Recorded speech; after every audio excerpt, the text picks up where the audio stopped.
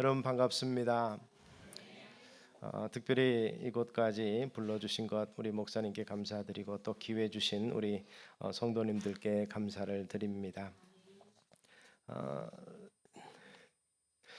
전에 제가 목회하면서 그 이민교회를 몇 년간 담당을 했었습니다. 그래서 재직 헌신 예배를 재직 세미나를 하자고 제가 그랬어요. 재직 세미나를 하자고 그랬더니 집사님 한 분이 그러더라고요. 목사님 우리 군기 잡겠다는 거 아닙니까? 이러시더라고요. 그래서 감리교에서 권사하시던 분인데 우리 교회로 오셔서 출석하시는데 장로교회는 권사가 없으니까 집사로 이렇게 봉직을 하도록 했더니 자기 친구하고 전화하면서 야 여기 교회 옮겨와서 참 좋아 너도 와라 그러면서 잘 지내냐 그랬더니 좋긴 좋은데 한 가지 좀 아쉬운 게 있어. 그래서 뭐냐 그랬더니 나 여기 와서 집사로 강등됐다 이러더라고요. 그러면서 말씀은 그렇게 하시는데 재직삼에 참석해서 은혜 받고 열심히 잘 섬기시던 분이 기억이 납니다. 재직이라는 것은 그렇습니다. 하나님이 세우신 교회를 헌신하기 위해서 세우고 또 이것을 이끌어가기 위해서 특별히 세우신 직분이며 하나님께서는 이 부분에 대해서 바울을 통해서 충성되이 여겨서 직분을 주셨다라는 것입니다. 그런 면에서 오늘 함께 참석하신 재직분들과 성도님들과 이 말씀을 통해서 같이 좀 은혜를 나누고자 하는 것은 특별히 빌립보 교회에 특별히 개인적으로 서신을 쓴 이 사도 바울의 메시지와 함께 바울이 말하는 바 헌신된 삶, 또 바울이 말하는 바 동역자의 의미, 그리고 바울이 말하는 바 이 빌립보서의 총 주제라고 할 수 있는 기쁨을 자기가 누리며 성도들도 함께 누릴 수 있는 그 비결에 대해서 오늘 이야기하고 있는 것을 봅니다. 결론적인 부분을 보자면 바울도 하나님 안에서 이 복음 안에서 크게 기뻐하면서 사역을 했는데 이 빌립보 교회 성도들도 이 같은 기쁨에 동참하기를 원한다 말하면서 이 기쁠 수 있는 비결, 기쁨으로 사역하고 헌신할 수 있는 비결이 무엇이냐를 오늘 본문을 통해서 말하고 있는 것을 보면서 저와 여러분이 같이 은혜를 받기를 소망합니다. 빌립보 교회는 그 유럽의 첫 성이라 이렇게 이야기합니다. 소아시아에서 유럽으로 넘어가는 이 마게도니아 지역의 첫 성이어서 이 결국 빌립보를 통해서 유럽의 복음 전도가 이어졌던 것을 우리가 발견하게 됩니다. 터키에 선교사님으로 계셨던 이 친구가 있어서 터키에 그 성지순례로 가기도 하고 또 그 친구가 오면 저와 교제 나누기도 하면서 이런저런 얘기를 하면서 터키에 그때 한참 우리 이 월드컵 4강을 하고 나서 그러고 나서 이을용 선수라는 축구 선수가 가서 활동을 했을 때 얘기를 했었습니다. 이 다른 사람들은 다 유럽을 가는데 왜 이 친구는 이 터키를 갔냐 그러면서 터키도 유럽과 같은 그러한 거 아니냐 이런 얘기를 했더니 이 친구가 선교사가 피익 웃으면서 그런 얘기를 해요. 좀 그 외람된 이야기지만 자기들은 유럽이라고 생각하는데 유럽은 유럽이라고 생각을 안 쳐줘 이러더라고요. 거기 가보니까 저희들은 TV를 NTS 방식을 쓰는데 PAL 방식을 쓰면서 유럽의 모든 문화와 문명과 기타 여러 가지를 다 쓰고 있습니다. 그런데 이스탄불을 넘어가는 이 보스포러스 해협만 넘어오면 그쪽은 동양이라고 얘기를 한다는 거예요. 그래서 터키 사람들은 자기들은 유럽 사람이라고 이야기를 하는데 굳이 유럽 사람들은 유럽으로 인정을 안 한다는 거죠. 그런데 성경을 보면 그 말이 맞는 것 같아요. 성경에 나오는 내용은 터키는 소아시아에 속하고 소아시아에서 1, 2차 전도여행을 하고 나서 바울이 넘어가고자 하는데 첫 성이 유럽의 첫 성이 이 빌립보라 하고 여기는 마게도냐 지역입니다. 그러니까 거기를 넘어서야 유럽이라고 볼 수 있다는 것이죠. 그런데 그곳에 굉장히 중요한 의미를 보이고 있습니다. 그곳에서 루디아를 통해서 또 이 감옥의 간수를 영혼을 구령을 하고 그 가정이 세례받고 예수 믿음으로 말미암아서 그 안에서 기쁨이 충만하고 이 교회가 열정적으로 성장을 하고 있었습니다. 그런데 사도 바울이 선교 사역 중에 거기서 머물 수 없어서 누가를 거기 남겨놓고 갔고 누가가 거기에서 일부 목회를 했었습니다. 그런 상황에서 우리는 생각을 합니다. 바울은 그래서 늘 마음에 이 유럽의 첫성의 사역이었기 때문에 마음에 두고 있었고, 그 교인들을 사랑했기 때문에 떨어져 있고, 자기가 비록 감옥에 갇혀 있지만 이 빌립보 교회를 향해서 가슴 깊은 절절한 사정을 적어서 그 교회가 바로 서기를 원하고, 그리고 단순한 교회로서의 사역만이 아니라 큰 기쁨 가운데서 이 같은 사역을 감당하기를 소망하면서 이 메시지를 준 것으로 보여집니다. 우리가 이 초대교회 그러면 어떤 이 판타지가 있습니다. 초대교회를 본받자, 또는 종교개혁의 움직임이 사실은 초대교회의 그쪽의 움직임으로 첫 말씀으로 돌아가자는 사역이기 때문에 그렇게 생각을 하는데, 사실 우리가 초대교회가 좋지만 초대교회를 다 본받을 만한 것은 아니라는 것을 눈치 빠른 교인들은 아실 거예요. 왜 그런가 하면 사도 바울의 서신과 이 신약에 나타난 서신들을 보면 처음에는 칭찬으로 가득하지만 나중에 보면 굉장히 많은 문제점들이 발견되고 있는 것을 아실 것입니다. 어려움이 있는 거죠. 복음의 열정이 있고 주님이 기뻐하시는 교회로서의 든든한 모습들이 있는 반면에, 한편으로는 정말 천국 같은 삶을 누리면서도 한편으로는 문제점이 있어서 바울이 지적하는 내용들이 있습니다. 특별히 고린도 교회 같은 경우는 번성한 도시에서 교회가 성장하지만 이 음란한 문제라든지 이방의 재물의 문제라든지 서로 다툼이 있다는 문제, 이런 것들이 있었던 것을 봅니다. 그래서 초대교회가 우리가 환상 속에 있는 완벽한 교회가 아니라는 겁니다. 빌립보 교회도 그렇습니다. 바울이 소망하고 간절히 바라긴 하지만 빌립보 교회도 사실은 온전치는 못해서 하나 되지 못한 단점이 있었고, 그리고 다툼과 허영으로 사역하는 모습이 있었고, 그리고 불성실과 무관심한 부분들이 있었습니다. 이런 부분들을 보면서 바울은 이들에게 큰 은혜가 있기를 원하고, 이들 가운데서 섬기되 열정으로 섬기되 이런 다툼, 이런 것들이 해소가 되기를 소망했던 것을 볼 수가 있습니다. 그래서 그는 이 빌립보 교회에 큰 한 가지를 제시를 합니다. 너희가 이렇게 사역을 하면서 기뻐하는 사역을 하기 위해서 필요한 것이 바로 예수 그리스도의 마음을 품으라는 것입니다. 그리스도의 마음을 품고 사역하는 자가 기쁠 수 있고, 그 품고 사역을 하는 자가 불평과 원망과 시비 없이 잘 그 사역을 감당할 수 있을 것이라고 메시지한 것을 우리가 봅니다. 즉 예수님의 마음을 품는 것은 예수님의 스스로 낮추신 것을 배울 수 있고, 자기를 비운 것을 배울 수 있고, 스스로 교회를 위해서 생명을 바친 것을 우리가 볼 수 있는데, 그 같은 마음을 품으라, 빌립보 교회상에서 이렇게 핵심적인 메시지를 전하면서 그런 마음을 가지고 섬길 때, 그러한 삶을 가지고 사역을 감당하게 될 때 너희 가운데 기쁨이 충만할 것이라, 이렇게 이야기하고 있는 것입니다. 그런 면에서 사실 갈등과 다툼이 있다는 증거가 서신 속에서 나타나고, 그럼에도 불구하고 사도 바울의 간절한 소망이요 사랑하는 자들이 되어서 또 하나님이 기뻐하시는 사역을 감당했던 초대교회의 아름다운 모습이었던 것을 보면서, 오늘 우리 교회도 사실은 온전한 모습은 없을 것입니다.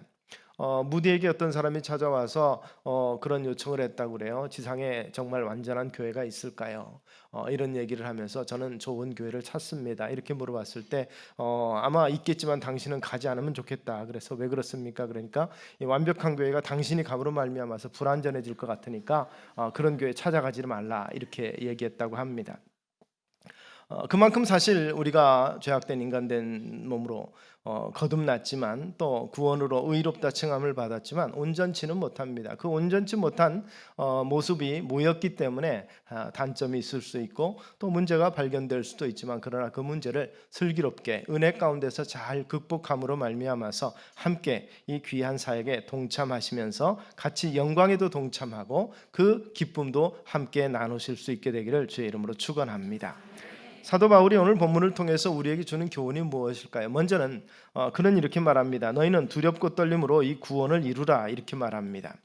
이 사랑하는 자들아, 너희가 나 있을 때뿐 아니라 더욱 지금 나 없을 때에도, 사실 눈앞에 있을 때는 충성하고 봉사하고 헌신할 수 있지만 눈에 보이지 않으면 소홀해지는 것이 우리 사람들의 마음입니다. 그런데 사도 바울은 너희가 내가 설사 없다 할지라도 정말 주님이 기뻐하시는 모습으로 정말 항상 복종해서 두렵고 떨림으로 너희 구원을 이루라, 이렇게 말한 것을 볼 수 있습니다.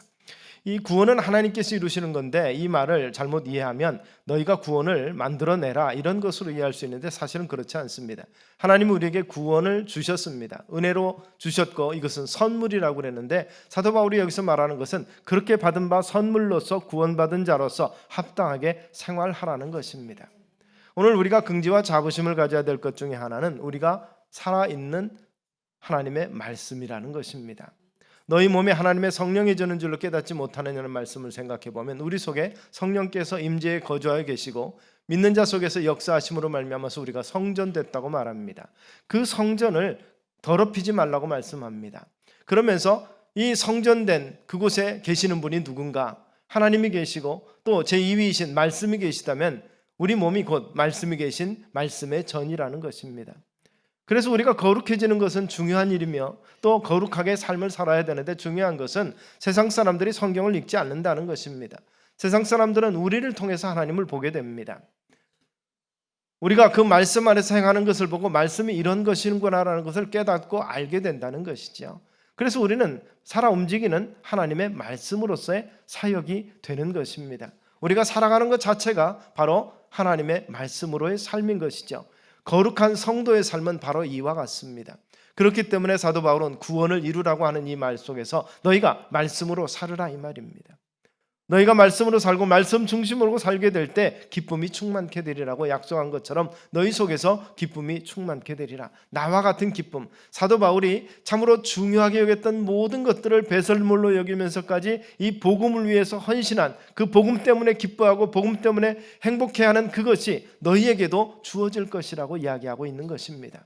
그래서 나 없을 때도 두렵고 떨림으로 너희 구원을 이루라. 그 구원을 완성시켜라. 즉 성장해 나가라고 말하는 것입니다. 결혼하면 아이가 태어납니다. 오늘도 저희 교회에 이제 두 번째로 출석한 아이가 있어서 축복 기도를 해주었는데 그 할아버지 할머니도 계시고 온 교우들이 다 기뻐하고 좋아요. 아이가 태어나면 좋아하죠. 기뻐하죠. 그러나 태어난 아이가 모든 것을 다 갖추고 있습니다. 정말 작은 손가락하며 발가락하며 조그만 입술로 오물거리는 거 얼마나 사랑스럽고 예쁜지 모릅니다. 그러나 그 아이가 예쁘긴 한데 그 아이가 제 사람 구실을 합니까? 속된 표현으로 먹고 사는 것 말고는 사람 구실하는 게 뭐 있을까요? 사람들에게 사랑을 주는 거, 사랑을 받는 거, 사랑의 마음을 일으키게 하는 그것도 굉장히 큰 거지만 그 개인적인 기능으로 보면은요, 온 몸을 다 가지고 있어요. 모든 기능적인 역할을 다 할 수 있지만 그가 정말 구실을 못합니다. 언제 구실을 합니까? 성장하고 성숙해야 되는 거죠. 우리가 예수 믿고 거듭났습니다. 새롭게 되었지만 그러나 어린아이 신앙을 가지면 뭐가 생깁니까? 원망과 시비가 생기는 거죠. 다툼이 생기는 것입니다. 연약한 모습이기 때문에 그렇죠. 바울은 빌립보 교회를 보면서 너희 구원을 이루라는 말씀과 함께 이 시비가 없이 원망과 시비가 없이 하라는 말씀 속에서 성장하라, 성숙하라는 교훈을 주시는 것을 기억하시는 우리 성도님들 되시기를 주의 이름으로 축원합니다. 광야 같은 세상에서 복종하여 두렵고 떨림으로 자신들의 구원을 완성시켜 나가서 더욱더 믿음이 견고해지고 성장하게 됨으로 말미암아서 주님께서 주시는 그 기쁨도 느끼고 누릴 수 있게 된다는 것을 바울은 오늘 말씀하고 있는 것입니다. 그래서 오늘 우리 한빛 장로교 우리 성도님들과 우리 목사님과 함께 목회하면서 이 같은 기쁨, 사도 바울이 누렸던 그리고 즐겼던 그 기쁨을 모두가 다 함께 같이 섬기면서 누릴 수 있게 되기를 소망합니다. 뒤에 보면 그렇게 말합니다. 너희 믿음의 재물 그리고 섬김 이렇게 말했습니다. 데살로니가 교회를 향해서도 믿음과 소망과 사랑이 있는 교회인 것을 칭찬했지만 이 빌립보를 향해서도 너희의 믿음의 재물과 섬김 위에 이렇게 말하고 있습니다. 자기 자신을 제물로 관제로 드리면서 제물 소재 위에 포도주를 붓는 그 마지막 단계로서의 헌신하는 것처럼 내 자신을 드릴 수 있다. 그런데 그 드릴 수 있는 게 뭐냐? 너희의 믿음의 제물과 그 섬김 위에 나를 드릴 수 있다고 말하는 것입니다. 빌립보 교회의 장점은 바로 이것입니다. 믿음의 제물 그리고 섬김이 있는 교회라는 것입니다. 그러면서 바울은 이 교회가 함께 동역해 나가면서 원망과 시비를 버리고 그 원망과 시비를 버림으로써 나타나는 것이 무엇이겠습니까?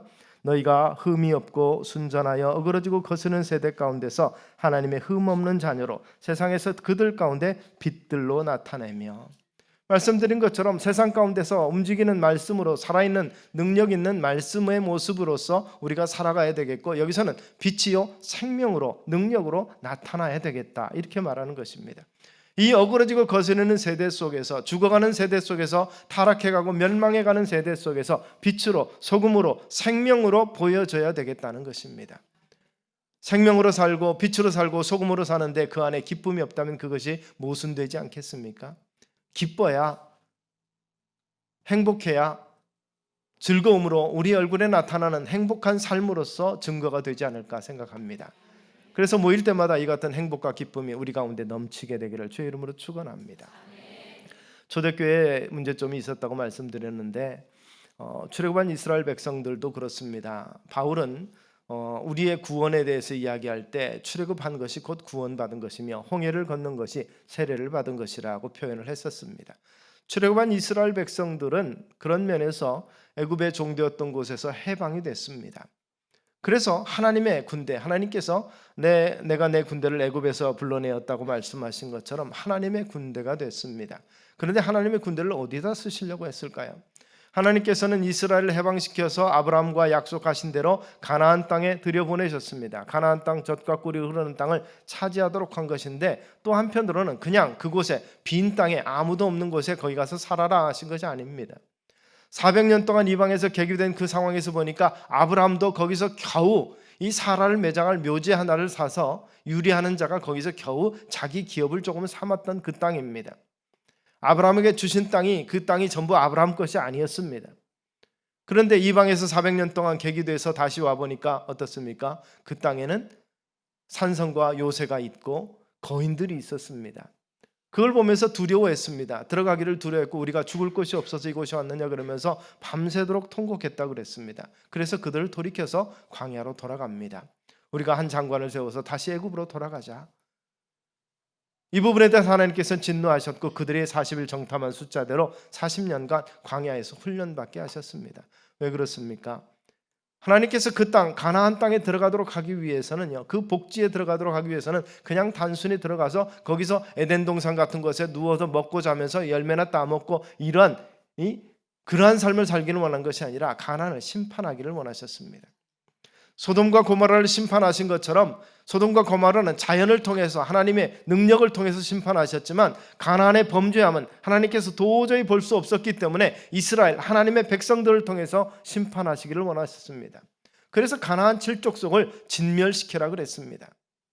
세상적인 가치관을 보면 이 사랑의 하나님이라고 하신 분이 어떻게 그럴 수 있느냐 말할 수 있지만 그러나 하나님의 놀랍고 원대한 계획을 위해서는 하나님의 거룩한 백성들을 통해서 세상에 하나님의 다스리심이 전파되기 위해서는 하나님의 나라가 하나님이 다스리는 나라가 먼저 세워져야 되겠고 그 세워지는 나라를 위해서 하나님께서는 그 땅을 그들에게 주신 것입니다. 가나안 칠족속을 전멸시켜서 그 땅을 차지하라는 것이죠. 그러기 위해서는 군대가 돼야 되지 않겠습니까? 제가 군대 가니까 제일 먼저 하는 훈련이 뭔가 총부터 주는 게 아니더라고요. 군대 가면 총 쏠 줄 알았더니 총을 안 줘요. 뭐부터 하느냐? 그러니까 앉아 일어서부터 시키더라고요. 그리고 나서 그 다음에 모여서 어떻게 하냐? 줄 맞추는 것부터 시작합니다. 앉으라 그러면 앉고 서라면 서고 좌양좌 우양우 앞으로 가 뒤로 가 좀 심하면 앞으로 굴러 뒤로 굴러 이런 것까지 시키더라고요. 이스라엘이 광야에서 행한 훈련이 뭐겠습니까? 이스라엘의 광야에서 한 훈련은요 텐트 싸고 걷는 거 훈련이었어요. 아침에 일어나면 뭐부터 하겠습니까? 성막을 세워놓고 그 성막 위에 구름을 바라봅니다. 구름이 높이 뜨면 떠나야 되는구나. 그래가지고 보따리 쌉니다. 텐트를 타는 거죠. 그러고 나서 아침에 일어나서 보면 어떻습니까? 구름이 낮게 내어 있어요. 오늘은 머무르는구나. 하나님도 좀 그래요. 좀 미리 모세를 통해서 여기서 일주일간 머물겠다 그러면 일주일 동안 할 거 계획 다 세우고 마지막 날쯤 돼서 짐 보따리 싸면 되겠는데 아침에 일어나자마자 아무 말씀도 없이 구름 붕 떠오르면 이제 짐 싸라 그러는 겁니다. 짐 싸고 머무르고 어떤 때는 한 달 어떤 때는 일주일 머물면서 이동 훈련을 합니다. 그런데 그 이동 훈련하는 것도 재밌어요. 이렇게 보면 지금 우리가 보니까 재밌죠. 광야에다 텐트 치고 텐트 걷는 게 얼마나 힘들겠습니까? 그런데 이 사람들이 어떻게 하나님의 그 음성을 듣습니까? 그들은 일어날 수밖에 없어요. 아침에 일찍 일어나서 해 뜨기 전에 일어나야 돼요. 왜요? 먹어드리고 만나를 거둬야 되거든요. 만나를 거둬야 되니까 일어납니다. 그래서 만나 거두면서 장막을 한번 바라봅니다. 장막 바라보면 하나님 뭐라고 말씀하시는가? 구름 떴네. 부지런히 만나 거두어가지고 가서 어떻게 해요? 텐트 걷어야 되죠. 여호와의 법궤를 중심해서 동서남북으로 유진할 때는 네 지파씩, 세 지파씩, 네 12지파가 이렇게 진을 칩니다. 행진을 할 때는 가운데 여호와의 법궤가 있고 장막을 드는 레위인들이 있고 앞에 6지파 뒤에 6지파가 행진합니다. 이게 뭐예요? 군대 훈련이지요. 오스왈드 샌더스 목사님은 이스라엘 백성들을 광야 학교라 이렇게 표현했습니다. 광야에서 이스라엘은 배웠습니다. 하나님의 말씀을 배웠고 하나님께 순종하는 법을 배웠습니다. 하나님의 뜻으로 사는 훈련을 배운 것입니다. 그 훈련을 통해서 가나안을 실판할 하나님의 군대가 되었습니다. 불평하고 원망한 사람들은 어떻게 됐을까요? 광야에서 다 엎드러졌습니다. 이스라엘 백성들이 광야에 나와서 모세를 참 힘들게 했습니다. 모세가 어떻게 힘들었습니까? 너무 재판거리가 많았어요.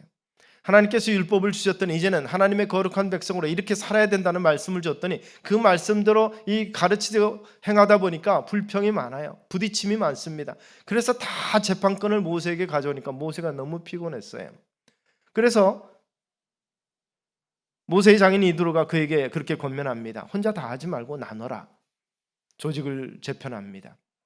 그래서 10부장, 50부장, 100부장, 1000부장을 세워서 지파별로 작은 일은 그들이 담당하고 큰 일은 모세에게 가지고 나오게 하라. 그래서 모세가 좀 수월해졌습니다. 이 말이 주는 의미는 뭘까요? 효율적으로 했다는 것도 있지만 중요한 건 그들 사이에 다툼이 있었다는 것입니다.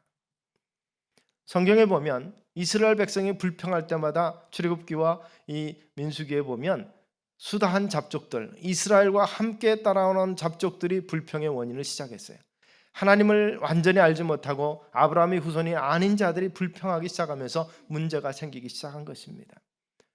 그래서 60만 대군, 60만 가정이라고 그랬어요. 20세 이상 된 사람 60만이었으니까 적어도 200만에서 300만 되겠죠. 그 사람들의 모든 송사건을 모세가 혼자 담당하려니까 얼마나 힘들었겠습니까? 그것이 다 정리가 됐습니다. 제가 드리고자 하는 말씀은 그들 출애굽하는 영광과 기쁨 속에서 그들 가운데 다툼이 있었다는 것입니다. 아직 출애굽에서 훈련되지 아니한 어리석은 자들이었습니다. 어린 자들이었습니다. 사도 바울은 고린도전서 3장 3절을 통해서 이렇게 말씀합니다. 너희는 아직도 육신에 속한 자로다. 너희 가운데 시기와 분쟁이 있으니 어찌 육신에 속하여 사람을 따라 행함이 아니리요. 시기와 분쟁이 있는 것은 우리가 아직 육신에 속해 있었다는 것입니다. 열심은 있는데 시기와 분쟁이 있어서 다툼으로 섬기고 다툼으로 일한다면 아직 육신에 있는 모습이라는 것을 사도 바울은 강조하고 있었고 출애굽 과정 속에서 우리는 그 모습을 볼 수가 있었습니다. 이후에 모세의 후계자인 여호수아를 통해서 가나안을 정복하게 될 때 이스라엘은 참 많이 배웠습니다. 그 다음 과정을 보면 참 놀랍습니다. 모세는 아론과 훌의 도움을 받아서 산 위에서 기도하고 있었고 여호수아는 군대를 이끌고 나가서 아말렉과의 전투를 합니다. 그러면서 참으로 여호수아가 외친 그대로 태양아 머물라 달아 머물라 외치는 것을 바라보면서 전쟁의 승리를 겪은 세대가 됐습니다. 그리고 그들이 요단강을 건너갔을 때 어떻게 순종을 합니까? 강을 건너자마자 길갈에서 모든 남자는 할례를 받으라.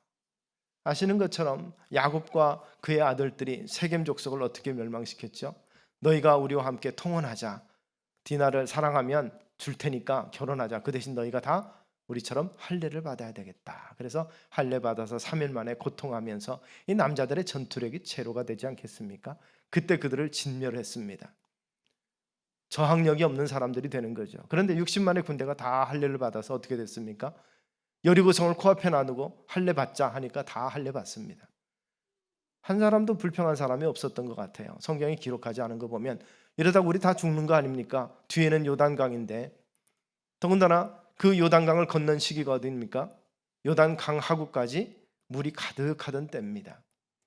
홍해를 건널 때와 요단강을 건널 때 이 믿음이 얼마나 성숙했는가를 보실 수 있겠습니다.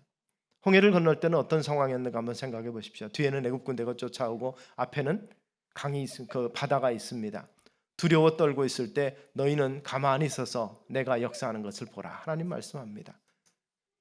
하나님의 불병거가 결국 애굽 군대를 막고 있는 동안에 동풍이 불어서 홍해를 육지처럼 건넜다 그랬습니다. 그런데 요단강은 어떻게 건넜습니까? 놀랍게도 제사장들의 발이 요단강에 닿는 순간 요단물이 물러갔다고 그랬습니다. 그것을 보면서 놀랍다 그러는데요. 그러나 그에 앞서서 이 제사장들의 믿음을 보십시오. 모맥을 거두는 시기라 그 요단강 하구까지 물이 가득 찬데요. 성지순례 가서 보니까 그 요단 계곡이 놀랍습니다. 얼마나 깊은지 모릅니다. 제가 갔을 때는 그 바닥에 물 조금밖에 없었는데 만약에 그 강 어구까지 물이 가득 찼다면 이거는 거의 바다 수준입니다. 그런데 제사장들은 법궤를 메고 요단강으로 들어서라 그랬더니 들어섭니다. 그들의 발이 요단물에 닿는 순간 요단물이 물러갔다 그랬습니다. 얼마나 다른 믿음의 모습인지 아시겠지요? 그 요단강을 건너서 할례 받으라 그랬더니 모두가 할례 받습니다. 여리고성을 정복할 때도 그들만 함께 보내지 아니하시고 하나님께서 여호와의 군대 장관이 여호수아 앞에 서서 갔습니다. 그러고 나서 그들의 순종을 어떻게 순종하는 모습을 보여줍니까? 여리고성을 하루에 한 바퀴씩 돌아라 그랬습니다. 이게 싸움에 이기는 것과 무슨 상관이 있습니까? 아무 소리도 안 하고 침묵하고 한 바퀴씩 돌고 돌아와서 맨 마지막 날 크게 외치라고 그랬습니다. 여러분 60만 대군이 한마디도 하지 아니하고 일주일 동안 돌 수 있겠습니까? 한번 제가 여러분께 도전을 드려볼까요? 오늘 예배 끝나고 내려가면서 한마디도 안 하고 1층까지 내려가실 수 있겠습니까? 쉽지 않으시겠죠. 일주일 동안 60만 대군이 한마디도 없이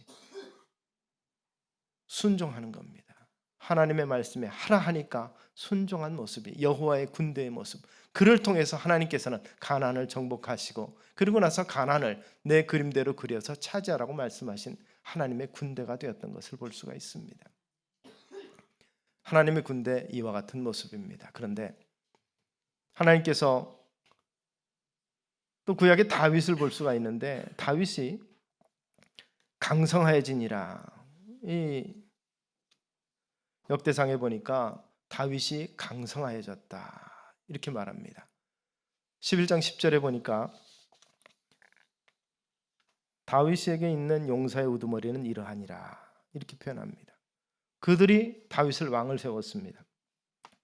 하나님께서는 사도행전을 통해서 내가 다윗을 보니 내 마음이 합한 자라 그에게 내가 일을 맡기리라고 말씀하신 것을 봅니다. 내 마음이 합한 자라. 그래서 내 일을 맡기리라 그랬는데 여기 보니까 역대상 11장 10절은 이렇게 말하고 있습니다. 다윗에게 있는 용사의 우두머리는 이러하니라. 그와 함께한 사람들입니다. 동역자들. 이 사람들이 온 이스라엘과 더불어 다윗을 힘껏 도와 나라를 얻게 하고 다윗을 힘껏 도와서 나라를 얻게 했다 그랬습니다. 하나님께서 다윗을 통해서 일을 하겠다고 그랬는데 일을 맡기겠다고 그러셨는데 그 맡긴 일이 뭐겠습니까? 두 번째 임금이지만 이스라엘을 하나님이 다스리는 왕정 정치로 신적인 정치를 하는 나라로 만듭니다. 그 일을 맡기기 위해서 하나님께서 다윗을 혼자 세우고 다윗 혼자 왕이 된 것이 아닙니다. 여기 보니까 용사의 그들을 통해서 온 이스라엘과 더불어 다윗을 힘껏 도와 나라를 얻게 하고 그를 세워 왕으로 삼았으니 이는 여호와께서 이스라엘에 대하여 이르신 말씀대로 함이었더라. 하나님께서 기름 부어 세우신 다윗이 왕되게 한 것은 하나님의 계획이었는데 그 하나님의 계획을 순종해서 왕을 세운 사람들은 누구냐? 다윗의 용사들이었습니다. 그들은 힘껏 도왔다 그랬습니다. 영어 성경에 보니까 ESV에는 strong support를 했다고 그랬습니다. 강하게 서포트를 해서 그를 왕이 되게 만들었다. 다윗의 용사들입니다. 성경에 보면 12장에 보면 이 다윗의 많은 용사들이 나타납니다. 그 용사들이 충성하고 헌신한 이야기들이 많이 있지만 그 중에서 우리가 한 가지 알 수 있는 것은 아마세라는 갓족 속에 지도자가 있습니다. 그 갓족 속의 지도자에 대해서 성경은 뭐라고 말하냐면 그가 하나님의 성령이 그에게 임했다 그랬습니다. 성령이 충만했다는 것이죠. 그리고 그가 믿고 다윗을 따르고 순종했더니 다윗이 그를 군대의 지휘관으로 세웠다 그랬습니다. 초대교회에 집사를 세우신 그 자격 기준이 뭐였습니까? 성령이 충만하고 칭찬받는 자 7을 세웠던 것을 볼 수가 있습니다. 초대교회 최초의 7 집사들은 성령이 충만하고 칭찬받는 사람들이었습니다. 오늘 다윗을 힘껏 도왔던 사람들, 하나님의 뜻을 이룬 사람들 또한 하나님께서 다윗에게 그 일을 맡기 위해서 그에게 붙여진 그 용사들은 바로 하나님의 군대를 이루었습니다. 성령이 충만했고 그리고 성경 다른 곳에 보니까 그들이 마음이 분산되지 아니했다 그랬습니다. 온전하게 다윗에게 헌신했다. 다윗을 따르면서 다윗과 한 마음이 되었고 분산되지 않았으며 힘껏 도왔다고 말합니다. 오늘 빌립보의 문제점 있는 모습들을 우리가 보게 됩니다. 정반대되는 모습이죠. 그런데 다윗과 함께한 사람들에 대해서 평가를 보니까 역대상 12장 22절은 그렇게 말합니다. 그때 사람이 날마다 다윗에게로 돌아와서 돕고자 하매 큰 군대를 이루어 하나님의 군대 같았더라. 다윗과 함께한 용사 30의 용사가 있고 300의 군장들이 있었습니다. 그 수많은 군사들을 보니 역대상 기자는 그렇게 말합니다. 하나님의 군대와 같았더라. 다윗을 돕고자 했던 사람들이 하나님의 군대와 같았습니다. 하나님이 기뻐하시는 이스라엘 왕국의 안정을 꾀하고 다윗을 왕으로 세워서 하나님의 거룩한 뜻을 이루는 용사들이 있었습니다. 오늘 우리가 다윗 시대에 하나님의 거룩한 용사로서 하나님께서 세우신 주의 종과 함께 이 하나님의 군대로서 세상을 정벌하는 거룩한 복음으로 승리해서 싸워 이기시는 하나님의 군대의 모습을 갖추시기를 주의 이름으로 축원합니다. 원망과 시비가 없이 불평 없이 순종함으로 말미암아서 살아 움직이는 말씀의 역할을 감당함으로 말미암아서 거룩한 공동체가 하나님의 군대의 역할이 돼서 내 백성을 이끌어내는 그러한 역할. 하나님께서 초대교회를 보니까 구원을 주시기로 작정된 자는 다 믿더라 그랬습니다. 구원을 주시기로 작정된 자를 불러 모아서 하나님의 거룩한 교회로 삼으셨다고 말씀하신 것을 우리가 기억하실 수 있게 되기를 바랍니다. 오늘 본문은 그렇게 말합니다. 내가 내 수고도 헛되지 아니하므로 그리스도의 내가 자랑할 것이 있게 하려 함이라. 생명의 말씀을 밝혀서 사도 바울의 다름질이 헛되지 아니한 것, 여러분들의 다름질이 헛되지 아니한, 여러분들의 수고와 헌신이 헛되지 아니한 거룩한 열매가 참으로 함께 기뻐하는 속에서 우리 속에서 맺혀지게 되기를 소원합니다. 거룩하고 온전한 모습, 원망과 시비가 없으며 하나님의 흠없는 자녀로 이 어그러지고 거스르는 세대 속에서 빛으로 드러나는 삶, 이것에 대해서 베드로는 그렇게 말합니다. 너희는 택하신 족속이요 왕같은 제사장들이요 거룩한 나라요 그의 소유가 된 백성이니 이는 너희를 어두운 데서 불러내어 그의 기이한 빛에 들어가 계신 이의 아름다운 덕을 선포하게 하려 하심이라. 빛으로 드러나는 삶, 소금으로 맛을 내는 삶, 썩지 않게 하는 그러한 삶의 모습, 생명의 말씀을 밝히는 삶입니다. 우리는 그리스도인으로서 우리의 존재와 삶을 통해서 복음이 참으로 생명과 능력을 주는 말씀이라는 것을 이 세상 가운데 이 지역에 죽어가는 영혼들에게 전파할 수 있는 귀한 일꾼들 되시기를 주의 이름으로 축원합니다. 주의 말씀이 마셨지 내게 그리 잔지요 내 입에 꿀보다 더하다 아니이다. 주의 말씀은 내 발에 등이요 내 길에 빛이니이다. 시편 기자가 고백하는 것처럼 이 같은 말씀에 기쁨이 있고 그 말씀이 송일꿀보다 더 나은 은혜를 받음으로 말미암아서 귀한 이 사역에 감당하는 믿음의 제물이 되시고 또한 섬김의 모범이 되시는 우리 성도님들 되시기를 주의 이름으로 축원합니다. 하나님께서는 바로 이 다윗의 일꾼들 또 하나님의 군대로서 세우신 그 사람들을 통해서 하나님의 거룩한 뜻을 분명히 이루신다고 약속을 하셨습니다. 오늘 이 지역에 참으로 하나님께서 구원을 주시기로 작정된 자들은 스스로 나오지 아니합니다. 바로 복음을 전하는 자의 발걸음이 없이 어찌 그들이 주님께 나올 수 있을 것입니까?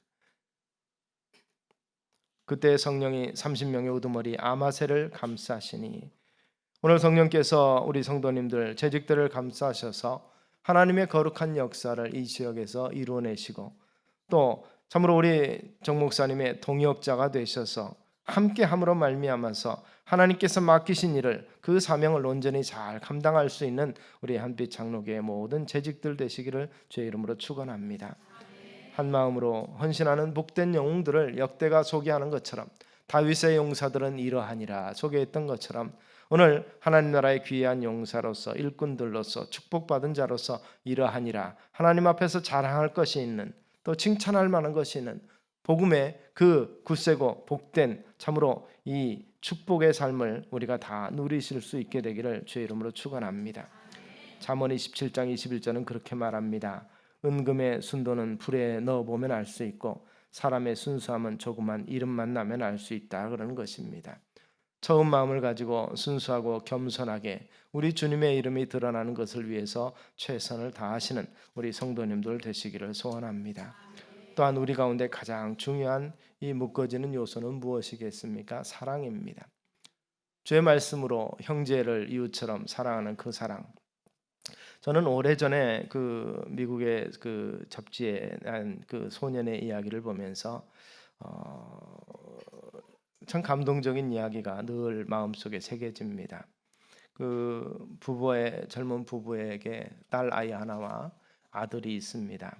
아들은 이제 겨우 이제 유치원에 갈 아이고 딸 아이는 좀 크게 활동적으로 움직이는 아이입니다. 그런데 골수암에 걸렸습니다. 그래서 골수 이식을 해야 사는데 부모를 다 맞춰봐도 맞지가 않습니다. 맞춰보니까 어린 동생 이제 5살 먹은 아이, 그 아이와 골수가 맞출 수가 있는 것입니다. 그래서 의사도 이야기하고 해서 아이를 설득을 했습니다. 예, 네가 누나에게 골수를 조금만 떼어서 이식해주면 누나가 살 수 있단다. 그대로 놔두면 누나가 죽을 거야. 너 누나 좋아하지? 누나하고 함께 놀면 행복하고 재미있지? 이렇게 얘기를 했습니다. 애가 한참 고민을 하더니 오케이. 그래서 주기로 작정을 했습니다. 그래서 특별한 병실에서 한쪽에는 아들이 눕고 한쪽에는 딸이 누워서 이렇게 수술을 했습니다. 수술이 성공적이었고 둘 다 깨어났습니다. 그래서 의사가 와서 참 성공적으로 잘 됐습니다. 이제 건강 회복할 수 있을 것입니다. 그래서 함께 다 기뻐하고 즐거워했습니다.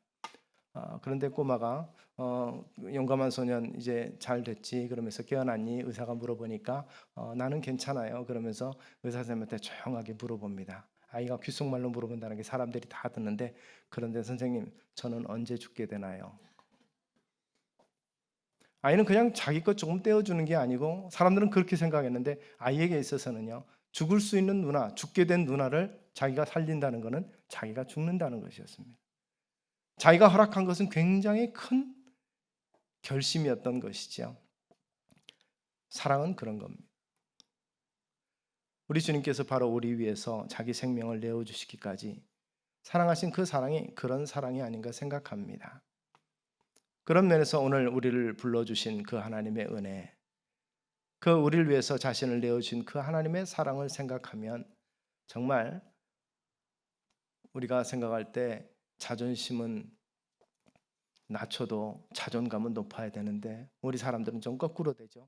자존감은 한없이 낮고 자존심만 높아서 꺾이지 아니하고 양보하지 아니하고 불평하고 싸우는 모습들이 어디 공동체가 하나 다 있는 모습이 됩니다. 그러나 말씀 안에서 정말 겸손하게 우리 주님처럼 자신을 낮추고 자신을 주기까지 사랑한 그 사랑의 공동체의 모습이 오늘 우리 한빛 장로교의 모습도 이루어지게 되기를 소망합니다.